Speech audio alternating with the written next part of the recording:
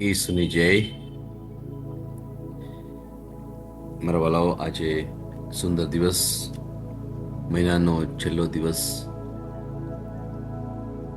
પ્રભુ ઈશુની આગળ આપણે હાજર છીએ એમના વચનો સાંભળવા માટે અને વચનો દ્વારા સમજૂતી મેળવવા માટે. પ્રભુનો આભાર માની એમની સ્તુતિ કરીએ. દિવસ દરમિયાન પ્રભુ આપણી સાથે પાસે રહેનાર છે, આપણને પ્રેરણા આપનાર છે અને સાથે સાથે મહિના દરમિયાન પ્રભુજી આપણને જે કૃપાઓ આપી છે, આપણને જે સાંત્વન આપ્યું છે, એ બદલ પ્રભુનો આભાર માનીએ અને આજનો દિવસ શરૂ કરીએ. આજનું વચન પહેલો રાજાઓ એનો 19મો અધ્યાય, 11 અને 12મી કડી. પહેલો રાજાઓ 19મો અધ્યાય, 11 અને 12 કડી. પ્રભુએ તેને કહ્યું, જા, પર્વતની ટોચે જઈને મારી આગળ ઊભો રહે. પછી પ્રભુ પસાર થયા અને પર્વતોને તોડી નાખતો એ ભારે પવન વાયો, પણ પ્રભુ તે પવનમાં નહોતા.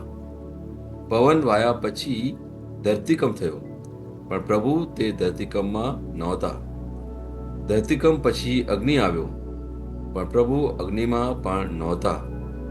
અગ્નિ પછી એક ધીમો કોમળ અવાજ હતો. આ પ્રભુની વાણી છે. અહીંયા સીધી વાત કરી છે કે પ્રભુ આપણને કેવા સમયમાં મળે. આ એક કુદરતી રીતે આપણને સમજવા મળે છે કે પ્રભુ દુનિયાની જે કંઈ ધમાલ છે, દુનિયાના જે કંઈ અવાજો છે, જે કંઈ થઈ રહ્યું છે, એમાં પ્રભુનો અવાજ આપણે સાંભળી નથી શકતા. એક સુંદર સમય હોય છે આપણા માટે, અને પ્રભુએ બધાને આ એક સુંદર સમયની ભેટ આપી છે. એ છે એકાંતની.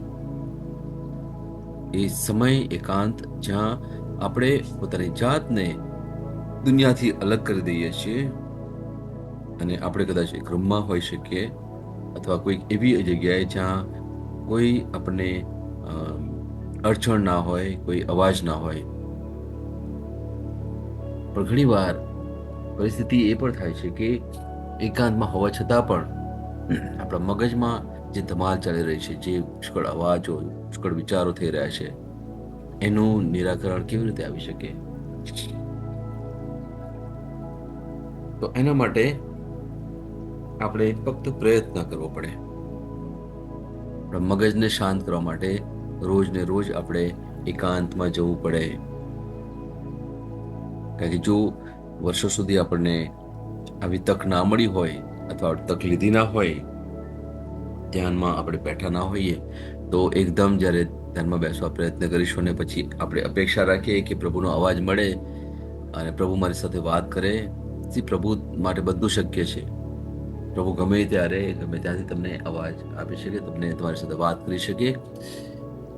પણ એક વાત આપણે ધ્યાનમાં રાખવી પડે કે જ્યાં સુધી મગજ શાંત ના થાય, બહાર ગમે તેટલો અવાજ ચાલતો હોય, પણ મગજના જે અવાજ છે એમાં એની ઉપર આપણે પ્રભુત્વ ના મળ્યું હોય, તો પછી પ્રભુનો અવાજ સાંભળવામાં આપણને તકલીફ પડે. એટલા માટે આપણે ગઈકાલે જોયું હતું મન આત્માનો સિદ્ધાંત, ને એમાં આપણે બે પ્રકારના સ્વભાવ વિશે વાત કરી હતી. એક છે સામાન્ય સ્વભાવ અને બીજું છે અસામાન્ય સ્વભાવ. સામાન્ય સ્વભાવ એ શું છે? જે આપણે રોજિંદા જીવનમાં કે ભાઈ આવું ચાલે છે, બધા વ્યવહારો, દુનિયાના વ્યવહારો, દુનિયાની ધમાલો, જાતના વિચારો, ભૂતકાળના વિચારો, ભવિષ્યના વિચારો, વર્તમાનની જે વિટમળા છે, એ બધું લઈને આપણે મગજમાં લઈને ચાલતા રહીએ છીએ. એ આપણા માટે સામાન્ય છે.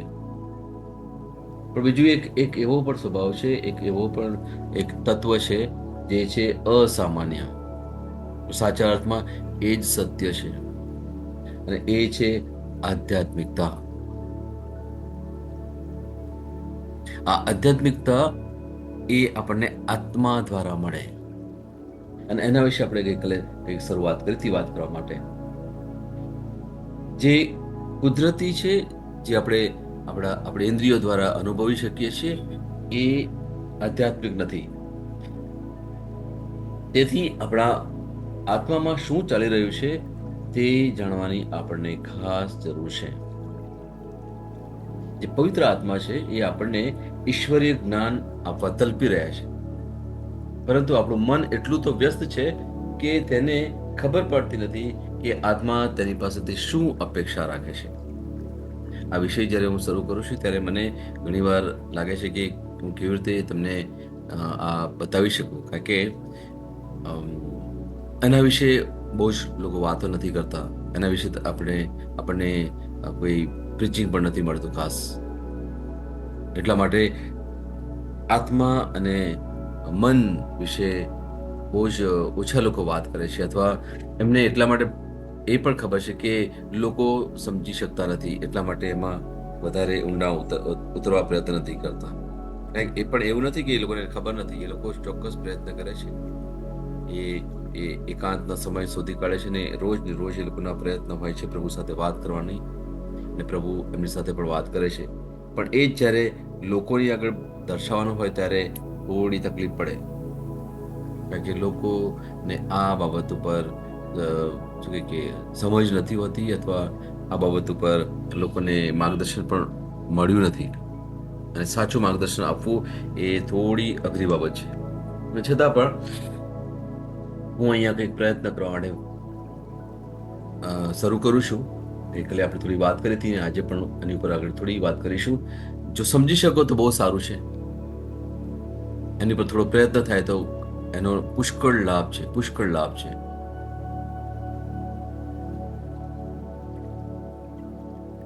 એક સામાન્ય છે, ઓસ્ટ્રેલિયામાં આમાં અમુક એવા ખડકો છે જ્યાં તમે એ ખડકો ખોદો ને તો એની અંદરથી સોનું મળે.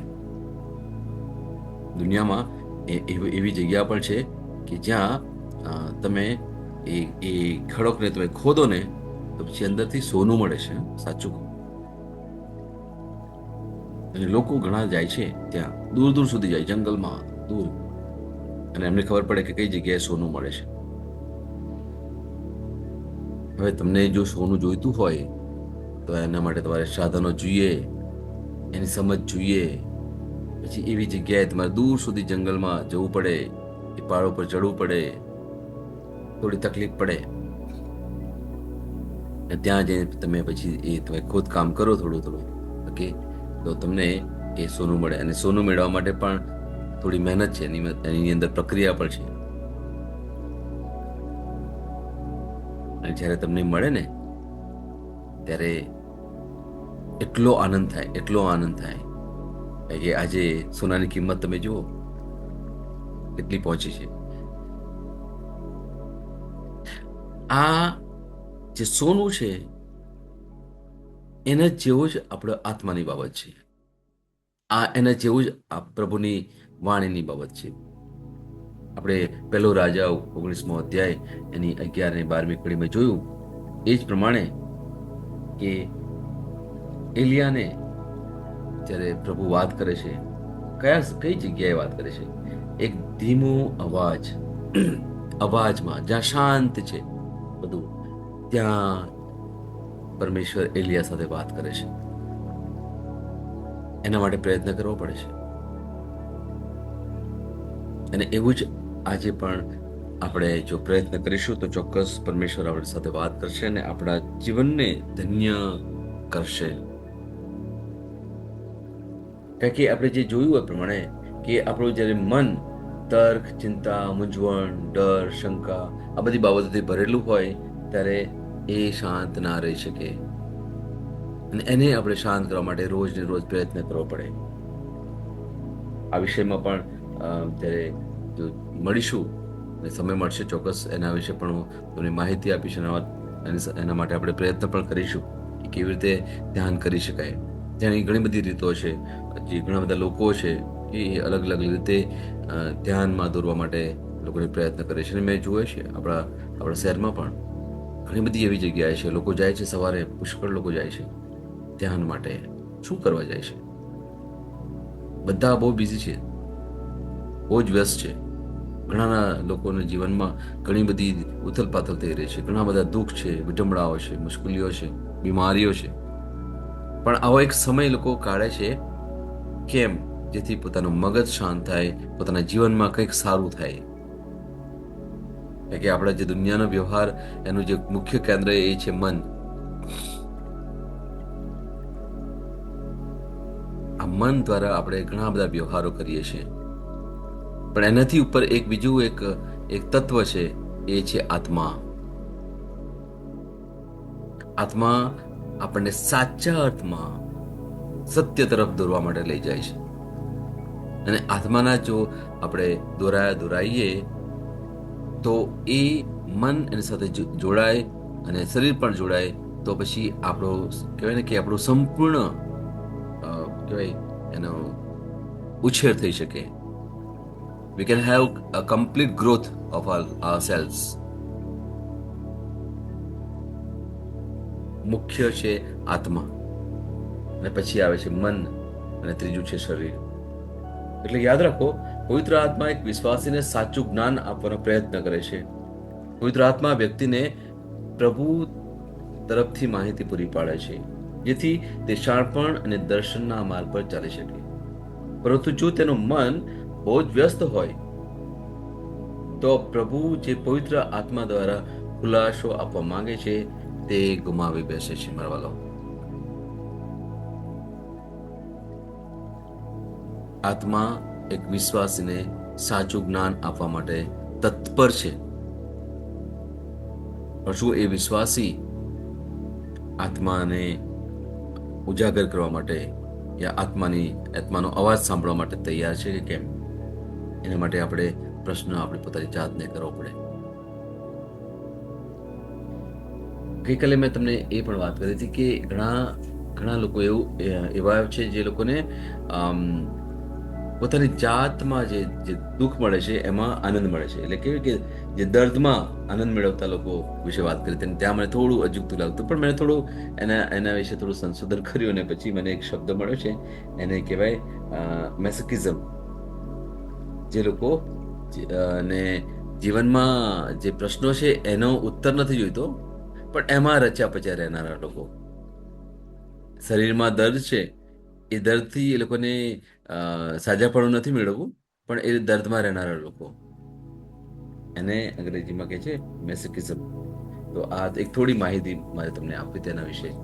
પણ તમારે જો જાણવું હોય તો એના વિશે થોડો ચોક્કસ તમે ઇન્ટરનેટ પર જઈ શકાય, ત્યાં તમે વધારે માહિતી મેળવી શકાય. પણ આપણો જે મુદ્દો છે એ નથી. મુદ્દો એ છે કે ખરેખર આપણે આ જે શરીરનું દર્દ છે, મનનું દર્દ છે, ઘણા બધા પ્રશ્નો છે, એમાંથી બહાર નીકળવું છે કે કેમ,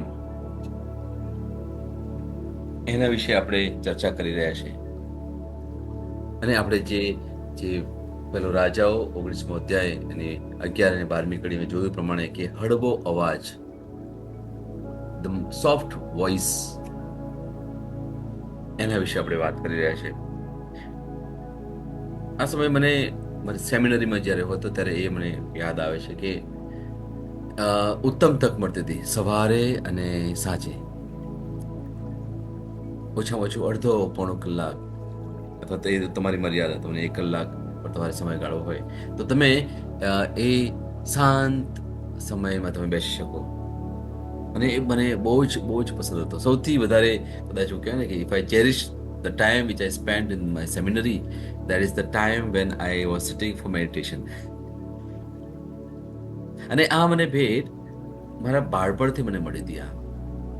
કંઈ મેં તમને પહેલા પણ વાત કરી હતી કે અમે લોકો નાના હતા ત્યારે મારા બાપુ એ જમ્યા પછી અમે લોકો થોડો સમય ગાળતા હતા કુટુંબ સાથે, અને પછી સૂતા પહેલા અમારી પ્રાર્થના થાય, અને મારા બાપુ બધી પ્રાર્થનાઓ કરે, પેલો એક સ્વર્ગનો રસ્તો લઈને, અને પછી ત્યાં અલગ અલગ પ્રાર્થના હોય, અને એ સમયે એમની બાજુમાં બેસતો હતો હું. હજુ પણ મને યાદ છે કે એમની બાજુમાં હું બેસું, અને પછી મારી આંખો હંમેશા બંધ હોય, અને ત્યાં મને જે અનુભવ થતા હતા એ બહુ જ કહેવાય ને કે મારા માટે તો ડરાવણા અનુભવ હતા.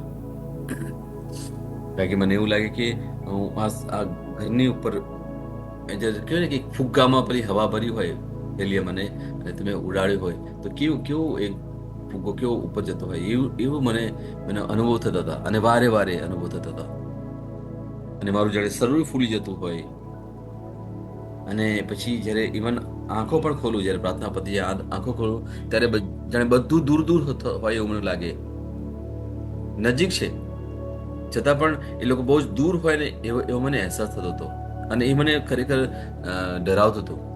મેં ઘરમાં પણ જ્યારે વાત કરી ત્યારે કોઈને કંઈ ખબર નથી પડતી કે આ શું થઈ રહ્યું છે. હું કોઈને આ કહી પણ નહીં શક્યો. વર્ષો સુધી આવું ચાલ્યું. એ દ્વારા કદાચ પ્રભુ મારી સાથે કંઈક વાત કરવા માંગતા હતા. આ એક અનુભવ તમારો પણ હોઈ શકે અથવા ધ્યાન દ્વારા પ્રભુ તમને કોઈ બીજો અનુભવ પણ આપી શકે. કોઈ પણ અનુભવ હોઈ શકે. પણ ચોક્કસ પ્રભુ તમારી સાથે વાત કરે છે. પ્રભુ તમારા જીવનમાં કંઈક કાર્ય કરી રહ્યા છે. આ ચોક્કસ બાબત છે અને એ શાના દ્વારા થઈ શકે? એ છે ફક્ત ધ્યાન દ્વારા.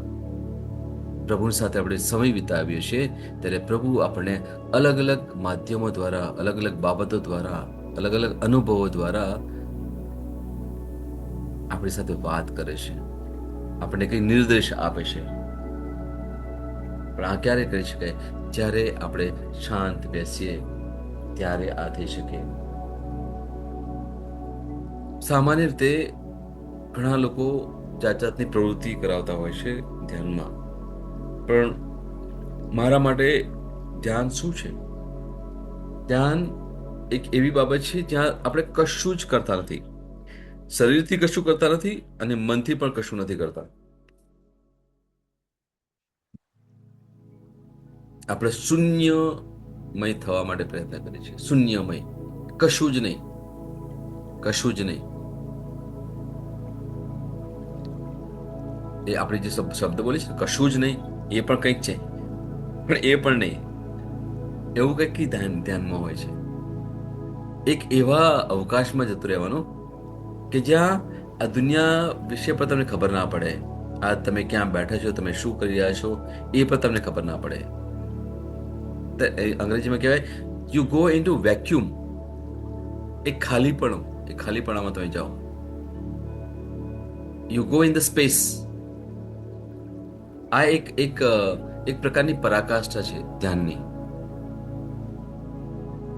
અને જો એ અનુભવ તમને મળે, મારા માટે તો બહુ જ અતિ ઉત્તમ એ અનુભવ થઈ પડ્યો છે. અને થોડો સમય આપણે જે ગાળીએ છીએ, આપણે શું કરીએ છીએ? આપણે શરીર અને મનથી આપણે સ્થિર થઈ જઈએ છીએ.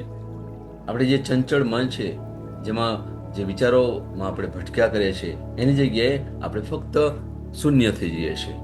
પછી એક સમય પછી શરૂઆતમાં થોડા થોડા વિચારો આવતા હોય, પછી ધીરે ધીરે ઓછા થતા હોય અને પછી એક સમય આવે જ્યાં આપણે કોઈ પણ પ્રકારનો વિચાર પણ ના આવે.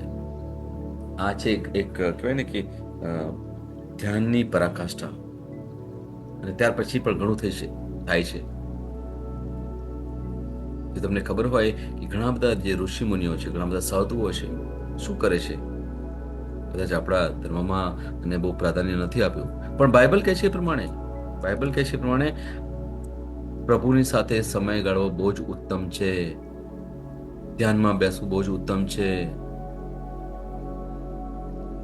જીવનના જે વ્યવહારો ચાલી રહ્યા છે એની પર થોડું અભ્યાસ કરીને પછી એ દ્વારા પ્રભુ આપણા જીવનમાં શું કરવા માંગે છે. આ જીવન જે પ્રભુએ આપણને આપ્યું છે એ દ્વારા પ્રભુની યોજના શું છે? પ્રભુ આપણી સાથે દર ઘડીએ વાત કરવા માટે તૈયાર છે. આપણને કંઈક નવું શીખવાડવા માટે પ્રયત્ન કરી રહ્યા છે. પણ મેં જે કહ્યું એ પ્રમાણે કે પ્રભુએ આપણને એક સ્વતંત્રતા પણ આપી છે. તમારે ધ્યાનમાં બેસવું હોય તો તમારી મરજી, તમે ના બેસવું હોય તમારી મરજી. પણ એવું નથી કે પ્રભુની મરજી નથી. પ્રભુની તો 100% ચોક્કસ મરજી છે કે તમે એમની સાથે સમય ગાળો. અને જ્યારે સમય ગાળે ત્યારે આત્મા દ્વારા, પવિત્ર આત્મા દ્વારા આપણને ઘણા ઘણા રહસ્યો મળે છે. પ્રભુ ઈશ્વરના જીવનમાં આ જ થતું હતું. ઘણા ચમત્કારો કરી શકતા હતા, સુંદર ઉપદેશ આપી શકતા હતા. એમના એમના એમના જીવનને એ તૈયાર કરી રહ્યા હતા. જે જે એમને જે ડિસિપ્લિન મળી હતી, જે એમને ઓબિડિયન્સ મળ્યું હતું, આજ્ઞાધીનતા એમને પાર કરવાની હતી પરમેશ્વરની આ દુનિયામાં રહીને, એમાં રોજ ને રોજ તૈયાર થઈ રહ્યા હતા.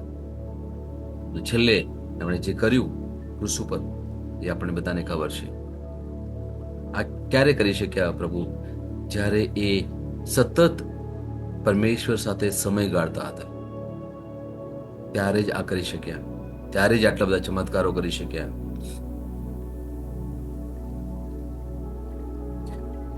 જે લોકો વિશ્વાસી છે એ દરેકને પ્રભુનું એક આહવાન મળેલું છે, પ્રભુની એક હાકલ મળેલી છે મારા વાલાઓ. હાકલ ફક્ત જે લોકો દુનિયા છોડીને અલગ જીવન જીવે છે એ લોકોને માટે નથી. હાકલ આ દુનિયામાં રહીને એ હાકલ આપણે જાણવાની છે, અને એ હાકલ પ્રમાણે આપણે જીવન જીવવાનું છે. પ્રભુની જે આજ્ઞા છે એને પૂરી કરવાની છે, અને ત્યાર પછી જ પ્રભુ આપણને એમની પાસે બોલાવે. આ જે બાબત હું જે કહી રહ્યો છું એ કદાચ એકદમ સમજણ પડે એવી નથી મારા વાલા, મને ખબર છે. પણ એમાં જો થોડો સમય ગાળશો, પોતાની જાત સાથે થોડા વિચાર કરીશું, તો જ આ બાબતમાં આપણે આગળ વધી શકીએ. નહીં તો ઘણા લોકોને આવી બાબતમાં સમજણ નથી પડતી.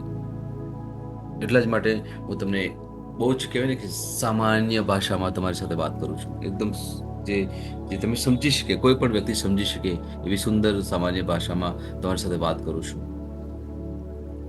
બોધ ઘણા બધા મળે છે, જાત જાતના બધા બોધ મળે છે, અને આપણે બહુ સરસ લાગે. પણ આ જે આપણે વાત કરીએ છીએ, ધીરે ધીરે આપણે જે જોયું છે, જે મન એક યુદ્ધ ભૂમિ, એમાં શરૂઆતથી આપણે જે જોયું છે, અત્યારે એક એવી જગ્યાએ આવીને આપણે ઊભા છીએ જ્યાં આપણે આપણા મન અને આત્મા વિશે વાત કરીએ છીએ. મન વિશે ઘણી બધી વાતો કરી, હવે આપણે આત્મા વિશે પણ વાત કરીએ છીએ. આત્માથી પ્રાર્થના કરવી એટલે શું? એટલે અન્ય ભાષામાં વાત કરવી. સંત પાઉલ આપણને બહુ સુંદર વાત કરી છે, આપણે એ પણ જોઈએ. જો પહેલો કોરિન્થનો 14મો અધ્યાય અને એની 15મી કડી. પહેલો કોરિન્થ 14મો અધ્યાય અને 15મી કડી. જો અહીંયા સંત પાઉલ શું કહે છે આપણે? તો પછી મારે શું કરવું? એ જ કે હું મારા આત્માથી અને મનથી પણ પ્રાર્થના કરીશ, તેમજ મારા આત્માથી અને મનથી ગાઈશ. આ સંત પાઉલ કહે છે. અને સંત પાઉલ આગળ પણ એક વાત કરે છે કે સામાન્ય રીતે હું આત્માથી જ પ્રાર્થના કરું છું. આત્માથી પ્રાર્થના કરવી એટલે અન્ય ભાષાથી વાત કરવી. મનથી વાત કરવી એટલે આપણી જે ભાષા છે, આપણી પાસે જે ભાષા છે, કોઈ પણ ગુજરાતી, અંગ્રેજી, હિન્દી, જે પણ ભાષા હશે એનાથી આપણે એ ભાષા વાપરીને પ્રાર્થના કરીએ છીએ. પણ બીજી એક ભાષા છે, એ આત્મિક ભાષા છે, અન્ય ભાષા છે. એ સામાન્ય રીતે આપણે સમજી શકતા નથી, લોકો પણ સમજી શકતા નથી. પણ જ્યારે એકલા હોઈએ ત્યારે જો આત્માથી આપણે પ્રાર્થના કરીએ તો એ ખરેખર બહુ જ ઉત્તમ કહી શકાય. બંને જરૂરી છે. મનની પ્રાર્થના અને આત્માની પ્રાર્થના બંને જરૂરી છે. ક્યારે? ખાસ કરીને જ્યારે આપણે લોકોની વચ્ચે હોઈએ ત્યારે. શું અત્યારે હું તમારી સાથે વાત કરી રહ્યો છું, આ મનની બાબત છે. કદાચ જ્યારે આપણે પ્રાર્થના પણ કરીએ ત્યારે આપણે મનથી વાત કરીએ છીએ. કેમ? કારણ કે એ વખતે આપણે ભાષા વાપરીએ છીએ, આપણે દુનિયાવી ભાષા છે એ વાપરીએ છીએ. પણ જ્યારે અમુક વાર આપણે છેલ્લે શું કરીએ છીએ, એક અન્ય ભાષામાં પણ બોલીએ છીએ. એ દુનિયાવી ભાષા નથી, એ અન્ય ભાષા છે. આપણે અંગ્રેજીમાં કહીએ છીએ ટુ સ્પીક ઇન ટંગ્સ, અન્ય ભાષા, જે ઘણીવાર આપણે સમજી શકતા નથી અથવા લોકો પણ સમજી શકતા નથી. અને આ આત્મિક ભાષા કહી શકાય. અને સંત પાઉલ બહુ સરસ રીતે વાત કરે છે કે હું અન્ય ભાષામાં બોલવાનું વધારે પસંદ કરું છું. 18મી જો કડી તમારે જોવી હોય તો, હું ઈશ્વરનો આભાર માનું છું કે તમારા બધા કરતા હું અન્ય ભાષાઓમાં વધારે બોલું છું. પણ એ સાથે સાથે એ પણ કહે છે કે જ્યારે હું મંડળીમાં હોઉં છું, જ્યારે બીજા લોકોની વચ્ચે હોઉં છું, ત્યારે હું જે દુનિયાની ભાષા છે એ વધારે બોલવા માટે પ્રયત્ન કરું છું, કારણ કે અન્ય ભાષા લોકો સમજી શકતા નથી. એ દ્વારા પ્રાર્થના કરવી પણ અમુક વાર થોડું અજુગતું લાગતું હોય, અને આપણે એના વિશે પણ થોડું આગળ આપણે જોઈશું. એટલે આ બાબત આજે આપણે એ પણ શીખ્યા છે કે આપણી પાસે પરમેશ્વરે બે ભાષા આપેલી છે. એ છે આત્માની ભાષા અને બીજી છે મનની ભાષા. એટલે મોટે ભાગે આપણી પ્રાર્થના મનથી હોય છે, મનથી પ્રાર્થના કરીએ છીએ, અને એ પ્રાર્થના ઓકે એક સમયે આપણે યોગ્ય લાગતી હોય, ઓકે, પણ એ પ્રાર્થના થોડી ઉલટી પ્રાર્થના કહી શકાય. કારણ કે ત્યાં આપણે શું કરીએ છીએ, શબ્દો દ્વારા આપણી જે મુશ્કેલી છે, દુઃખો છે, કસોટી છે, એના વિશે વાત કરીએ છીએ. અને અમુક વાર આપણે એ પણ લાગે છે કે આ જે શબ્દો હું વાપરું છું એનો અમુક વાર કોઈ અર્થ નથી લાગતો. શબ્દો ઘણીવાર પાંગળા થઈ જાય છે. આટલું બધી પ્રાર્થના કરું છું, ઓકે, અને છતાં પણ એ શબ્દો અમુક સમય જેને પછી કહે ને કે મર્યાદિત થઈ જાય છે. કારણ કે એમાં આત્માનું કોઈ પ્રાધાન્ય નથી હોતું. આત્માને આપણે એની અંદર ઇન્વોલ્વ નથી કર્યું. એટલા માટે આપણી જે મનની પ્રાર્થના છે, જે શબ્દો આપણે ઘણા બધા બોલીએ છીએ, આજીજીઓ કરીએ છીએ, અમુક વાર આપણને કહેવાય કે બહુ મર્યાદિત લાગે છે. વર્ષો સુધી મેં પણ આ રીતે પ્રાર્થના કરી હતી, મનથી પ્રાર્થના કરવાનું. પણ જે સમયે આપણે આત્માને પણ એમાં સામેલ કરીએ છીએ, ઘણી જગ્યાએ મેં જોયું છે એ લોકો મનથી પ્રાર્થના કરતા હોય છે શબ્દો દ્વારા, અને પછી ધીરે ધીરે ધીરે ધીરે એ લોકો આત્મિક પ્રાર્થનામાં જતા રહે છે.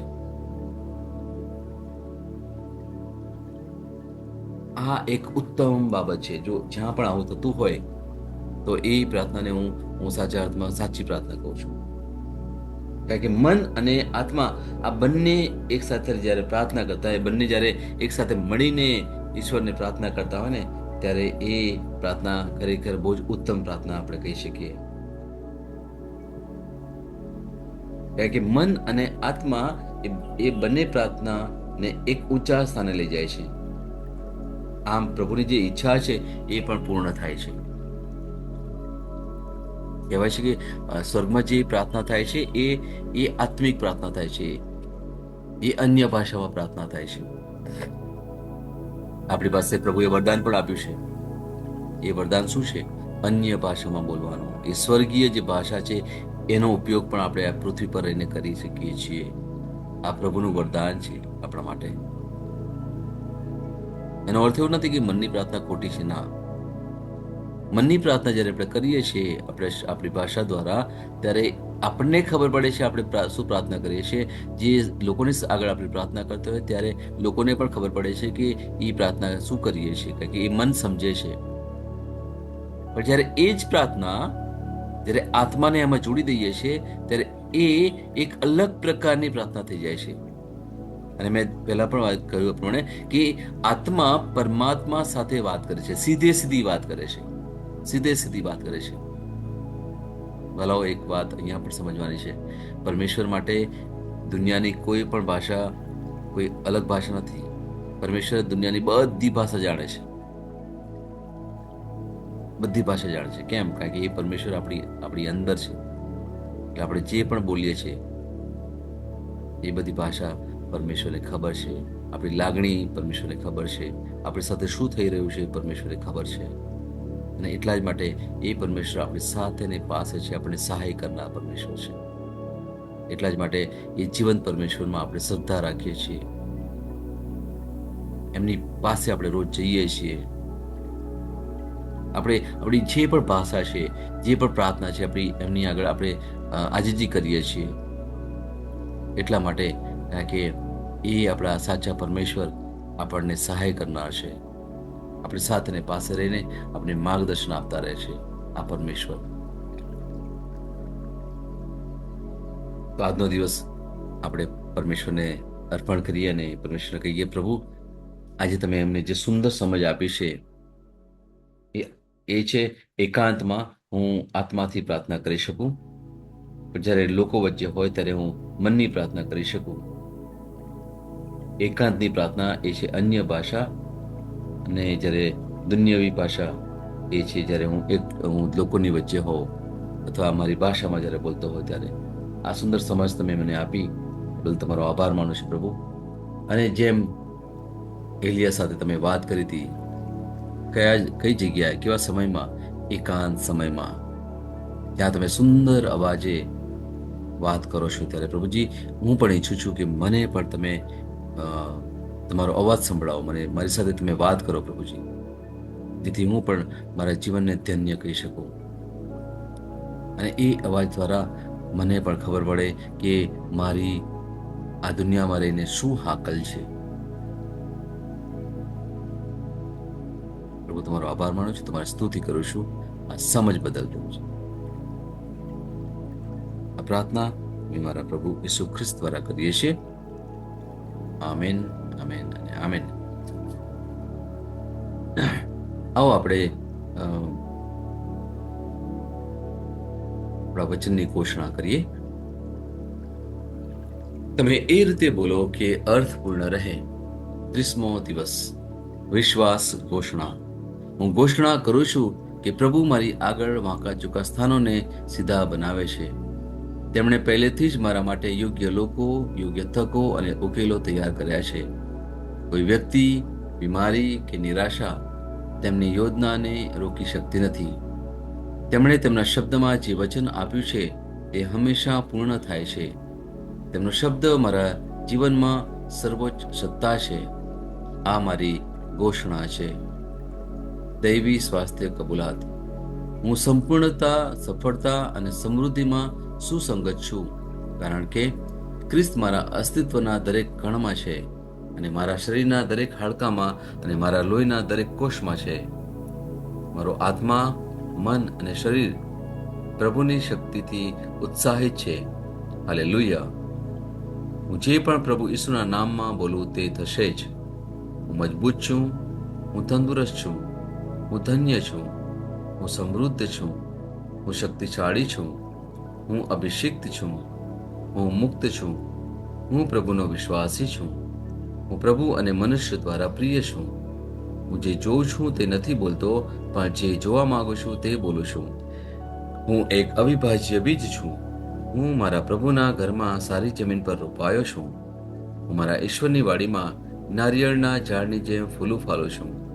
હું ખરા સમયમાં મબલક પાક આપું છું. હું પ્રભુમાં તાજા લીલા વૃક્ષો જેવો છું. હું વૃદ્ધાવસ્થામાં પણ ફળદાયક રહીશ. મારા પાન કદી નહીં કરમાય. હું જે પણ પ્રભુ ઈસુના નામમાં કામ કરીશ તેમાં સફળ થઈશ. ઈસુના નામમાં વસ્તુઓ હંમેશા મારા માટે કામ કરી રહી છે. હું ખ્રિસ્ત ઈસુમાં દરેક આત્મિક આશીર્વાદ મેળવનાર છું. હું મારા મનને ખ્રિસ્તના મન જેવું સંપૂર્ણ થવાનું કહું છું અને તેને નિર્દેશ આપું છું કે તે પ્રભુના વચનો દ્વારા ચાલે. હું મારા રજ્જુ અને ચિત્તાને જીવનની વાત કરું છું. હું મારા સ્નાયુઓ અને અસ્થિબંધન માટે તાકાત બોલું છું. હું મારા હૃદય સાથે જીવન શક્તિની વાત કરું છું. હું સામાન્ય શ્વાસની પ્રક્રિયા જાળવવા માટે મારા ફેફસા અને પેશીઓ સાથે વાત કરું છું. મારી કિડની, યકૃત અને સ્વાદુપિંડને સંપૂર્ણ સ્વાસ્થ્ય અર્પું છું. મારા લોહીના દરેક કોષમાં જીવન છે. મારા હાડકાં સાદા અને નાજુક અસ્થિઓ ગોઠવાયેલા, મજબૂત અને મક્કમ છે. મારી આંગળીઓ ઉત્તમ રીતે કાર્ય કરે છે. મારી આંખોનું તેજ સારું છે. મારા કાન શ્રેષ્ઠ રીતે કાર્ય કરે છે. મારી ત્વચા નવા જન્મેલા બાળક અને ઈશ્વરની સુંદરતા જેવી મુલાયમ અને તંદુરસ્ત છે. મારા વાળના મૂળ સજ્જડ છે. હું મારા વાળને મજબૂત રહેવાનો આદેશ આપું છું, અને જ્યાં વૃદ્ધિની જરૂર હોય ત્યાં હું વાળ ઉગવાનું કહું છું. મારા દાંત, અવાળા, જડબા, રક્તવાહિની બધું જ સ્વસ્થ, મજબૂત અને સંપૂર્ણ છે. મારા બધા હોર્મોન્સ અને ન્યુરોકેમિકલ ટ્રાન્સમીટર એકબીજા સાથે સંપૂર્ણ સુમેળમાં છે અને તેમના કાર્યોને સામાન્ય રીતે ચલાવી રહ્યા છે. મારું પાચન તંત્ર તંદુરસ્ત છે, તમામ ખોરાકને પચાવવા સક્ષમ છે. હું ખ્રિસ્તની આજ્ઞા પાલનમાં તમામ પ્રકારના વ્યસનો, માદક દ્રવ્યો, ખાવું પીવું, ટેકનોલોજી, મીડિયા, વિલંબ, ગપશપ, આળસ, અતિશય ઊંઘ, સુસ્તી, અનિવાર્ય ખરીદી અને દરેક પ્રકારનો અતિશય વપરાશ તમામને કાબૂમાં લઉં છું. જેમ ઈસુ છે તેવો જ હું છું. મારી પ્રજનન પ્રણાલી પૂરતી માત્રામાં અને સારી ગતિશીલતા દ્વારા શુક્રાણુનું ઉત્પાદન અને જમા કરી રહી છે.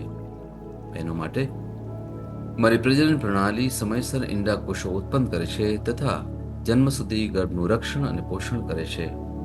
મારા અંગની દરેક પેશીઓ સંપૂર્ણ રીતે કાર્ય કરે છે અને હું મારા શરીરમાં કોઈ પણ ખામી કે ખોડખાપણને નકારું છું. મારી સંપૂર્ણ માનવ શરીર રચના અને શરીર વિજ્ઞાન ખ્રિસ્ત ઈસુમાં પૂર્ણ થયેલ છે. ઈસુના નામે હાલેલુયા, આમીન. ઈશ્વર પિતા મને પ્રેમ કરે છે, હું જાણું છું. ઈશ્વર પુત્ર મને પ્રેમ કરે છે, હું જાણું છું. ઈશ્વર આત્મા મને પ્રેમ કરે છે, હું જાણું છું. ઈસુની જય. Hallelujah, hallelujah, hallelujah, hallelujah, hallelujah, hallelujah, hallelujah, hallelujah. Hallelujah, hallelujah, hallelujah, hallelujah, hallelujah, hallelujah. Hallelujah, hallelujah, hallelujah, hallelujah, hallelujah, hallelujah, hallelujah. Hallelujah, la karama shikiri biri be shara bara shabara bakara karama shabara bashiri diri shiri be shiri diri. Hila bashala karama shikiri be shiri bira bashara bara kara karama shiri diri. Lara bashabara bashibiri biri shibiri bira shabara bashabara bara shabara bara shabara bara shabara bara shabara bara shabara bara. Hallelujah, bashabara bashibiri biri shibiri bara bashabara bara shabara bara shabara bara shibiri kiri kiri shibiri. Hallelujah, bashabara bara shabara bara shabara bara shabara bara shabara bara shibiri biri shibiri biri shabara bara shabara bara. Lara bara shibiri biri shibiri bara shabara bara shabara bara shabara bara shabara bara. Libera bashabara bara shabara bara bara bara shabara bara shabara bara shabara bara shabara biri shibiri. Lara bashabara bara shabara bara shabara bara shabara biri shibiri biri shibiri. La bara bashabara bara shibiri shibiri bara shabara bara kara kara kara mashkari. Liberi bishibiri bishibiri bara shabara bara kara kara mashkari biri kara kara kara mashkari. Lara batara bishibiri shibiri biri shibiri bara shabara bara shabara bara shabara biri kara kara shibiri biri. Lara bashabara bara shibiri biri shibiri biri shibiri bara shibiri biri shibiri bara shabara bara kara kara mashkari ki. Libera bashabara bashabara bashabara bara shabara biri shibiri biri shibiri bara kara mashkari. Lihara bashabara bashabara bashabara bashabara bara shabara bara shabara bara. Libera bashabara bashabara biri shibiri bara shabara biri shibiri. Libera bahale kiri beka bara bara kara bashabara biri shibiri. Libera bashabara bashabara bashabara biri shibiri bashabara kiri kiri shibiri. La bara bashabara bashabara biri shibiri biri shibiri bara kara kara kara ki. Alaliya bashabara bashibiri bashabara biri shabara bara kiri. Lehire bishibiri bashabara bashabara bashibiri bishibiri bishibiri bishibara. Lahara bashabara bashibiri digiri halaliya raba halaliya bashabara bashibiri bishibiri bishibiri biri. Lara bashabara bashabara bashabara bara kara kara kara bashibiri kiri. La bara bashabara bashabara bara shabara kiri.